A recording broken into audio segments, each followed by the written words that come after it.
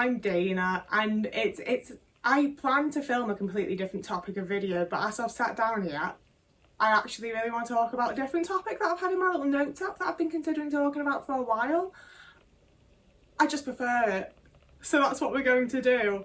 And it's scary because I script all of my videos in my head. I have some notes and then I think about it for a while. So I've thought about my other video for like 3 hours and I haven't thought that in depth about this one yet.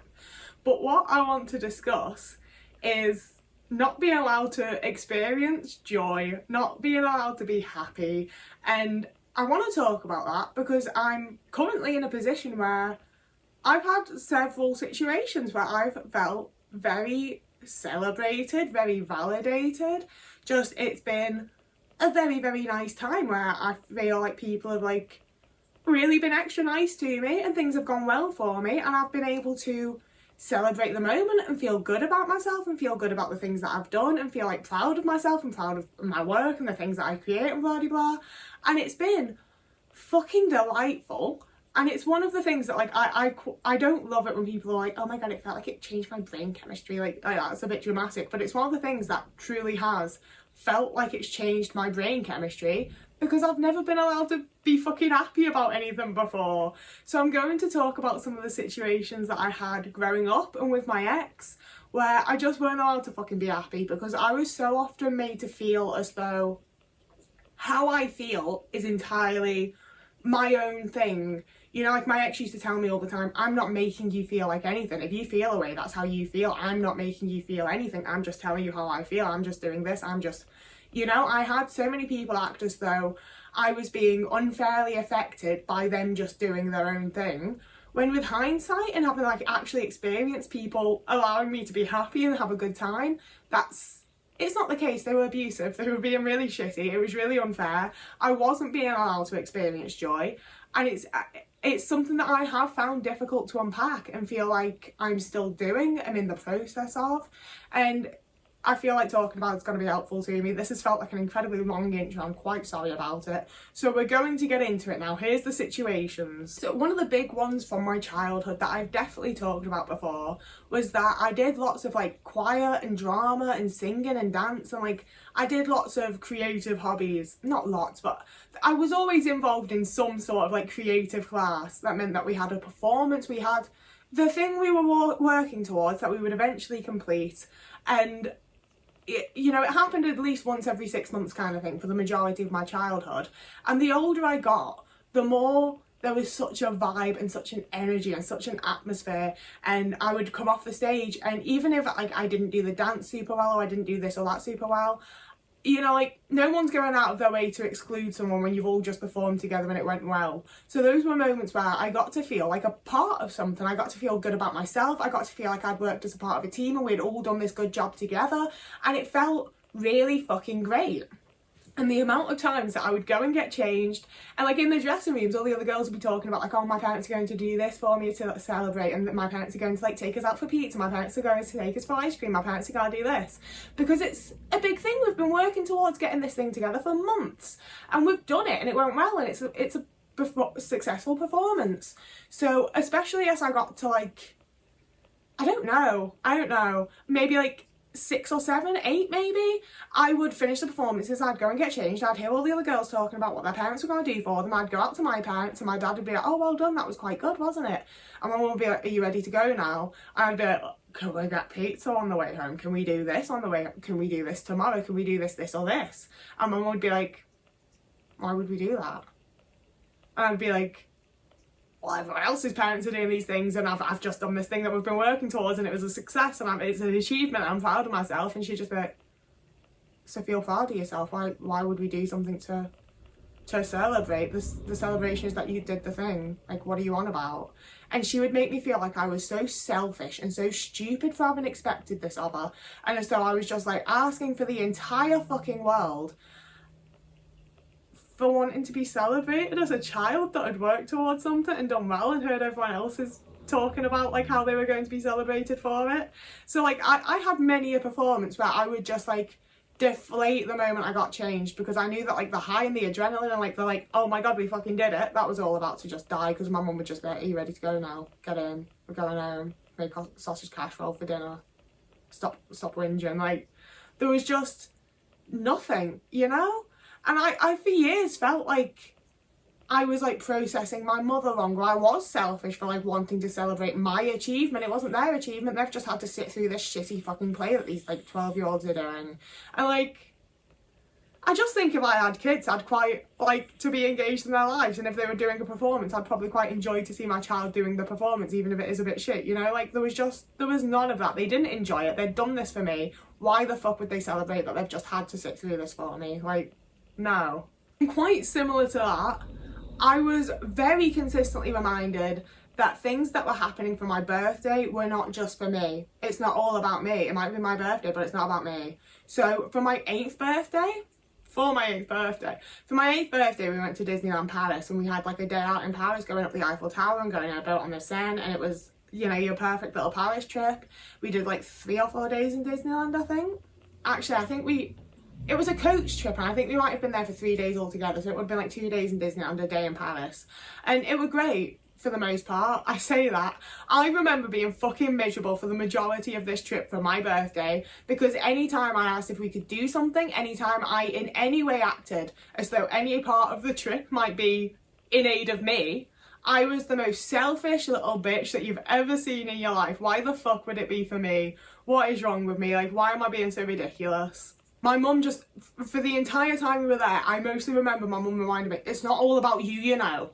In that tone, very annoyed at me, very like, just acting as though I was so selfish. And it would be things like, can we look in that shop? Can we go on this ride? Can we go and do this? Like, it was very much like stuff I wanted to do with them, stuff with my family, stuff with my brothers. Like, it wasn't like I was just like constantly asking for things of monetary value and be like, buy me presents or something. Like, I was asking to go and do this experience together as a family. And it's fair enough, like, we were on a coach trip. I don't know if it was that we like had to stick with the group and couldn't do it, but she very simply could have said, oh, we have to stick with the group and can't go and do that, rather than for my entire 8th birthday on a trip that's for me for my birthday, making me feel like I was just like the most selfish, needy, just self-focused, like awful person. And for years, if I tried to express like, hey mum, I'm not so sure my childhood was that happy of a time for me, actually, she'd be like, we took you to Disneyland for your 8th birthday. That was all for you. That was entirely because you wanted to go to Paris and you wanted to go to Disneyland. We did that for you. What do you mean you didn't have a great childhood? And it's like, yes, those 3 days of my childhood where you consistently reminded me that it wasn't all about me were some great days, huh? Like, fuck. And we had the same thing in Cardiff when I was like 14 as well. So my mum, like, that's the thing as well, like, I think I did like ask like, oh, can we go to Paris? Can we go to Disneyland? Because I was, you know, 7 years old. I don't, like, I definitely had points when I'd been like, I want to go to Cardiff, I want to see like the places where Doctor Who's filmed, I want to experience this. At no point had I been like, can we go and do this? You know, like, it wasn't something I'd like specifically asked for. But for my 14th, it was the year that the royal wedding was happening. Kate and William were getting married, and we listened to it on the radio on the way to Cardiff, because my mum had organised this like surprise trip for me. Off we go, we're going to Cardiff, we're going to see all the places from Doctor Who. And I was like, oh my god, amazing, this is going to be great. The entire weekend, she just had issue after fucking issue, repeatedly again just reminded me, this isn't all about you, this isn't all for you. And it's like, well, I don't really know who the fuck else it's for, to be honest with you, because we went with my oldest brother, me and my mum. My mum hadn't like paid actual attention to Doctor Who since she was like my age at the time, you know? Like, she sat and watched it with me when it aired, but she would be annoyed when I rewatched it, and she only really cared about Donna Noble because she loved Catherine Tate, and like, it wasn't for her, I know that much. My brother at that point had already moved out, and he'd stopped watching Doctor Who altogether years before. Like, he didn't even know who the companion was at the time. So I'm pretty sure it wasn't for him. And yet, as the Doctor Who fan of the family who was being taken to Cardiff to see places that they used to film Doctor Who, it somehow also wasn't fucking for me. And if I in any way indicated at any point during the weekend that I thought I was in any way special or that it might be for me, she was very quick to remind me that it was not for me and I wasn't special. And it's one that sticks out to me a lot, because I felt so guilty for that entire weekend. I was like, my mum has very specifically brought me to Cardiff so I can see places that are from my show that I like, and I'm just annoying her. Like, my own mother, like, can barely stand to be in my fucking vicinity. Like, everything I say, everything I do, everything I think, just every single thing about me and my personality is so annoying to her. And I really, like, deeply felt like it was my fault and I was doing something wrong. And like I held so much guilt over that trip, and the fact that, like, we didn't get many pictures because my mum, like, couldn't work her camera or something, and then, like, the phone pictures didn't work properly. But also, I've been watching Doctor Who with the Discord, and obviously, like, it's the early stuff, so we're seeing places that I went to back in the day, so I've pulled up the pictures of it, and there's actually several locations where there is a perfectly, like, they're on Facebook, and there's a really good picture of my brother in the location. Like, it's a nice picture of him, you can see where he is, he's having a smile, he's posed for it, and almost all of the pictures of me are so blurry that you can't, like, tell where I am or who it is or anything about it, or it is while I'm doing something, it's while I'm walking, it's while I'm in the middle of talking. Like, I wasn't told a picture is happening, so obviously it's a horribly unflattering angle, and that was brought up repeatedly after I posted them on Facebook as well. And it's like, well, I've had to post the picture on Facebook where I look like absolute shit stood outside the TARDIS, because you actually didn't take another fucking picture of me. So what are we gonna do, huh? Like, I don't share, like, I haven't and didn't even like to at the time share the picture of me by the fucking water tower from Torchwood, which was the most mind-blowing, exciting place I'd ever visited in my life at that point. I didn't, like, share that picture because the water had hit my back and I was like, ugh, and my mum just refused to take another picture. And it's like, okay, but this is, like I said, I don't know who the fuck else the trip was for if it wasn't for me. But also it wasn't for me, and I was made to feel awful the entire time, and I carried that guilt, honestly, right, like after I stopped talking to my mum a few years back, I would have times where I would remember that trip and just burst into fucking tears, because I still felt like I was just, like, the worst, most annoying daughter. Like, no wonder she can't stand me. And the more I thought about it, the more I was like, I don't actually know what I did to, like, piss her off and make her so angry. Like, I was just trying to have a nice time with my family, and her reaction was just to be, like, really fucking angry and annoyed with me. It should have been, like, a really nice, happy, joyful time, and it just really deeply wasn't. And it was another one where, like, she'd bring it up in the years, like, afterwards, as though it was, like, this really great, happy time, and I'd just have to go along with it. It wasn't. I felt awful when I looked back on that trip. I felt like absolute shit. Like... And this was a trend that my ex continued in our relationship. Thank God I left him. But for anyone that's new, the context is that I was with him for 8 years, from when I was 16 and he was 21 up until I was 24, and then I couldn't move out until I was 25. So it was a whole bunch of time and it was a whole thing.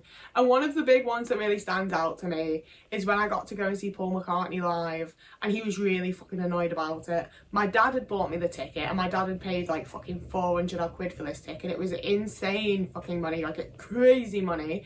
And it was fully because when I was like 13 and first got really into the Beatles, I made my dad sign a contract saying that if the Beatles ever came to Liverpool, I was going to get to see all the Beatles. And it definitely wouldn't have held up in court, but it did hold up in my dad's study, so I did get to go and see Paul McCartney. The entire lead up to it, my boyfriend was constantly like, can you not get me a ticket though? Can you not get, like, can't you sort something for me? Or what if, like, every now and again he'd start to hint towards asking for the ticket, and I'd be like, and he'd, like, back straight out, because, like, there was no chance that was fucking happening, duh.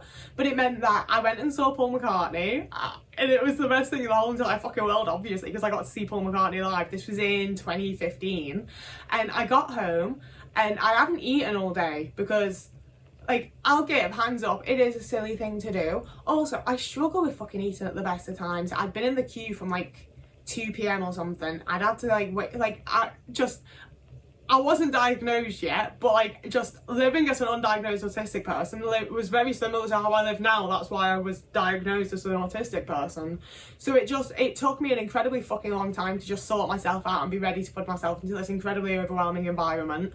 So I just hadn't managed to eat all day. I'd had a whole fucking time in the queue, and it, like, that's the thing with any fucking concert I go to, is it is all horrible and so overwhelming and incredibly fucking awful, and I absolutely hate every fucking second of the experience.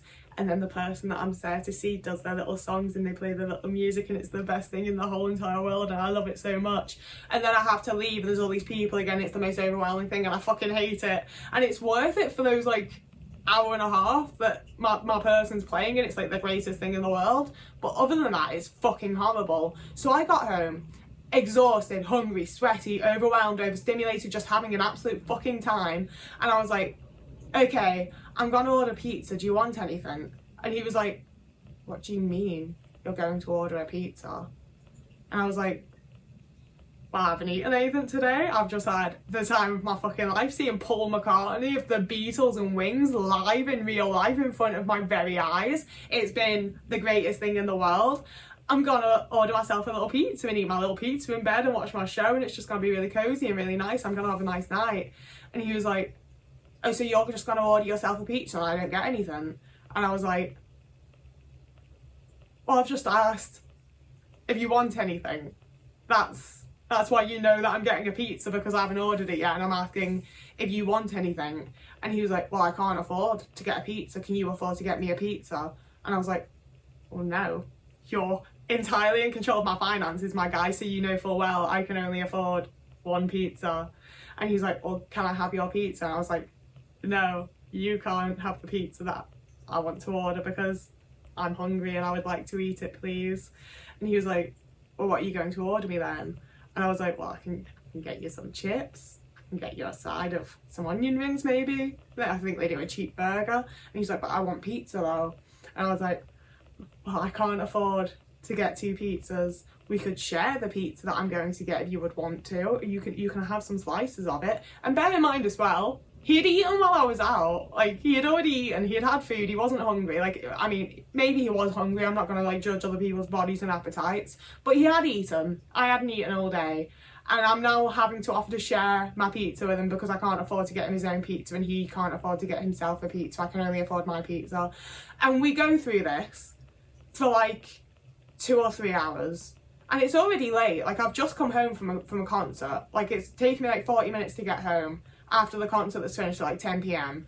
I just wanted to order my fucking pizza and go to bed. I'm tired, I'm overstimulated, I'm overwhelmed. We're now having this hours-long argument after what should have been like one of the best nights of my fucking life. I've been a Beatles fan since I was a literal child. I got to see Paul McCartney and I got home so full of joy and so happy, and just having had the best night of my whole life, to have this like several hour long like argument with this man who had already eaten and wasn't even fucking hungry. Quite frankly, I'm sorry, you shouldn't have been. He'd eaten because I wanted to order myself a pizza with my money. And that was what happened every single time I did something without him. Every single time. If I went out and I had a nice time and I got home and I was like, I'm going to in some way try to continue having a pleasant time, arguments happening. We're going to have this whole thing where he's going to like, that's the thing, is I never knew, and I still with reflection don't really understand how these things fucking started. It would be something so simple and so minor, and all of a sudden it's been 4 hours, we've both been crying excessively, and I'm having to comfort him and let him know that it's okay, because I know that he's sorry and he doesn't mean to treat me like this, and it's actually completely fine that he spent the last 4 hours having a massive go at me and just ruining my entire fucking life, quite frankly, never mind my day. And I know that it's not his fault, he just gets so angry and I'm just so annoying and difficult to be around. It's not his fault that I'm hard to be around and that he reacts like that, because anyone would react like that when I'm just so difficult to be around. And that was any time I had a nice time. Like, that's the thing, is I'm saying without him, it was fucking with him as well. Like, he would do that while we were out having a nice time together and he'd just spoil it for no apparent reason. But especially if I'd had a nice time without him, I so often like really dreaded going home and would literally just go for like a really long walk and just wander around doing fuck all, because I was like, at least I get to have this little like bit of extra time where I still feel okay about things. I still feel like I've done this thing and I'm happy about it. I don't have to go straight home and immediately have this thing that's going to make me feel fucking awful and just remove any of the good feelings that I had. Another one of the big ones is that obviously, as an autistic person whose main special interest is TV and movies, I was really excited to have someone to share that with. I've always really liked getting to watch things with people. I'm very happy to watch the things that they like. I don't feel like it always comes across because I'm very like, we could watch this, or we could watch this, or we could watch this, and it's just that I'm excited to show people things. I am actually willing to watch other people's things if they sound decent. So I was very excited to show him my things, and he would sit there and we'd be watching it and he would just explain the entire time how the thing that I like is actually just really shit, isn't it? You know? And it wasn't like he was giving his opinion that he didn't like it, which is what he always said. He would be fully explaining to me how he can see how shit it is. It's just awful. It's just not good. The writing's terrible. These actors can't act. This music's shit. This, like, whatever the fuck it was. Just nothing about it was well done or good. No one with any talent had been involved in the creation of it. It was just absolute shit. And he would explain it to me as though this was like something we were in agreement with. Like, it was as though we were watching this because we knew it'd be bad. But it would be, you know, one of my favourite things of all time. Like, he wasn't a Doctor Who fan, and he'd do it with that. Like, he would literally just sit through some of, like Blink and the Empty Child, like, some of the most iconic episodes of Doctor Who that everybody agrees are fucking great. And he would sit there and explain to me as though I, like, needed him to let me know that the things that I like are actually shit. So I would go, oh my god, you're right. I don't have any taste. Everything that I love is just awful and terribly done by people that have no skill or talent. And you're right. Breaking Bad is the best TV show that's ever existed. You're right. Everything else is just so shit. I'm so glad I've had someone that's been able to enlighten me in this way and let me know that everything I've ever enjoyed and everything I will ever come to enjoy on my own, it's just dog shit. It's just absolute dog shit, especially compared to Breaking Bad. It's just nothing fucking as good as Breaking Bad is, though. And especially being someone who finds so much comfort, like not only joy but so much comfort in the things that I enjoy, there would be times that I would have had like a full-on meltdown. I would be having like the worst weeks of my life, like literally after my dad had died kind of thing. Like, it didn't matter to him what I was watching or why I was watching it. If I was watching it, that meant that someone with no taste was watching something that was absolute shit, and it was up to him to come and tell me that the thing that was bringing me comfort after my dad had died, or the thing that was bringing me any sort of joy or happiness, if it was something new that I was watching, it's just shit. It's just really shit. And it's especially funny because there were so many things like What We Do in the Shadows and Community and various other things that I would get into and I'd tell him about it, and we'd watch a few episodes and he'd explain to me how it's just absolute shit and no one would ever enjoy it and it's all skillless, talentless, blah blah blah blah blah blah. And then his friends would get into it and he'd explain to me how this thing that he's just found is actually really great and good. And I'd be like, the thing that I showed you 6 months ago? And he'd be like, no, you didn't show me this. This is actually good. And I can laugh about it now because it's so ridiculous. I don't really understand why anybody would do that. Like, even if you showed me something that genuinely was a bit shit, like you could sit me down to watch a really shit student film, and if you told me that you really enjoy it, I'd still be like, I do. Like, I'm not going to sit and talk about how shit it is because you enjoy it, you know? Like, it doesn't matter if I think it's shit. And I'm not going to lie to you. I might be like, I didn't really like that. But I'm not going to give you the moment by moment rundown of each line and each costume and everything within it that I think is absolute shit, you know? Like, it's wild to me looking back that he did that. It's so insane to me. But at the time, I would be sat there thinking, like, my boyfriend doesn't like anything about me. My boyfriend thinks everything that I love is shit. And also, despite being horrible to me, this is a man that I do actively, like, think that I love and I do try to respect. So it's making me question if actually I do just have awful taste and everything I like is actually quite just shit and awful and horrible. And, like, people are judging me based off of that. People are like, oh yeah, everything Dana likes is really shit. Dana just likes things that are, like, completely skillless and talentless and just really crap and has no taste. And it didn't make me feel good in any way, and it definitely killed a lot of the joy that I had around the things that I really enjoy. And we're going to wrap up with one that applied to both my family and my ex, because this video is getting quite long actually. But for both of them, anytime I did actually succeed at something, anytime I actually achieved the thing that I set out to achieve, it wasn't good. You know, it's not even like it was like with my first point where they were like, it just wasn't valid of celebration. It was the vibe of like, you've exceeded our expectations. Like, we thought that you were going to be really, really, really shit at this, but actually you were only really shit, weren't you? That's quite good, isn't it? Like, it never felt like I was good at something. It never felt like I'd succeeded at something. It never felt like I had an achievement or something worthy of being proud of. It was just better than they expected me to be able to manage. You know, like, obviously other people are going to do it way better because they're other people. But for how shit I am, every now and again, I surprised them by being slightly less shit than they thought I was going to be. And I'll give it mostly went for things that I'd created, like if I showed them songs that I'd written, if I showed them any art, like if I'd painted something or drawn something. It wasn't that it was good. It's just that when I said I'd written a song or painted something or drawn something, they thought it was going to be really shit. So the fact that it's just a bit shit, it's almost impressive. And it also went massively for my appearance. Like, I had so many times that I felt like I'd really done a good job of like making my hair look nice and doing my makeup pretty and putting on a good outfit. And they'd be like, oh, you actually look decent. Oh, you scrub up all right actually, don't you? Like, it's not that I looked good or looked nice or looked pretty. It's just that I didn't look as bad as I normally did. So that's an achievement. Like, it's something, isn't it? So that also just generally felt quite shit. And that's the thing with all of these, is that I've given the examples of like the big times, the big ones that really stood out to me, and where as I was unpacking the trauma I faced, those were the things where I was like first to notice, and then could tie it into other events where it was much more subtle and less obvious. But it was happening all the time, from the smallest to the biggest things, you know? And that's where, like, if it was just this one time thing, maybe they were having an off day, maybe they'd run out of patience because of this other thing, you know? Like, everything's nuanced and complex and blah blah blah blah blah, and obviously there's also two sides to everything. But for me, with the vast majority of the abuse that I faced, it's just the consistency of it more so than the actual act of it. You know, if it happened once in a blue moon, yeah, it's not great, but I wouldn't probably call it abuse.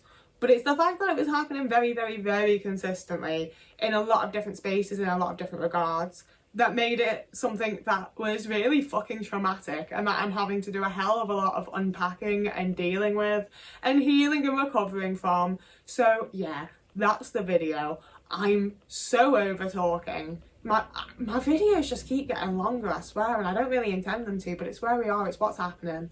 So very quickly at the end here, I mean, I don't want to do it too quickly because I do want you to actually listen, please, if you don't mind. I know it's the end of the video and we're all very tired, or at least I am, but if you could listen a little bit, I will be putting the link to a GoFundMe in the box down below, and it'd be really fucking cool if you went and had a little click on it. My friend Steph has done a much better job of writing their explanation of everything that I'm going to do verbally telling you. So if you're done with listening to me, go and have a read of what they've said, and you'll probably prefer it. But if you're not quite sick of me just yet, their partner Shan has a whole host of disabilities and chronic illnesses, which means that they don't currently have any suitable, what's the word for a moving space? Transport. They don't have any suitable transport. They don't have any way to get around that doesn't cause them further injury, or just generally worsen their pain, worsen the chronic stuff they've got going on, cause a new thing to start going on. Every time that they need to go to the hospital for an emergency appointment, which isn't that unregular, every time they need to go for just their regular appointments and checkups and to get things looked at and to keep the process going so they can actually find out what's going on with things and just keep their medical stuff in check and do what they can for themselves. All of it is incredibly fucking difficult, both for themselves and for their partner Seth, who's having to like do multiple days of driving back and forth to be able to pick up rental cars and things that are just not as bad as the other options they have, because Shan's being repeatedly injured and having things worsened. So they have the GoFundMe set up so they'll be able to buy an adapted van so that Shan would just be able to wheel in and get strapped in and go about life and live and explore like we all deserve to be able to. So obviously it's a hella big fucking goal, because they need a whole ass fucking van and then to adapt it so that it's actually safe for them to be able to travel in it. But it would absolutely change their life and Steph's life and just make it so much easier for the both of them. So I would really hope that we have a community here that cares about disabled people and wants the best for them. So I know it's a massive fucking ask, but if you could have a little read, if you would feel comfortable to share it around and be able to get more eyes on it, if you're able to donate anything at all. Like, I know it's really intimidating to donate like $5 when the goal is like $22,000, but it truly is the thing where like every little trickle bit helps. Like, there is no amount that is too small. Every bit is really helpful. Every donation absolutely counts and just is so appreciated and helps us to get to the goal and will help someone to not have to exist in pain every time they need to go to a fucking doctor's appointment, never mind go out and do anything fun or get to have a date with their partner or just live their fucking life. So it will be there. I don't actually want to pressure you to do anything about it. Like, I don't actually want it to be like a pressure-filled situation. It's just, it's there, and if you want to help out, I would appreciate it. Shan would appreciate it. Steph would appreciate it. It would be a good time all round. So I'm going to finally go now. Whoever you are, wherever you are, I hope you have a lovely morning, evening, day, afternoon, week, month, year, and I will see you again in a couple of days.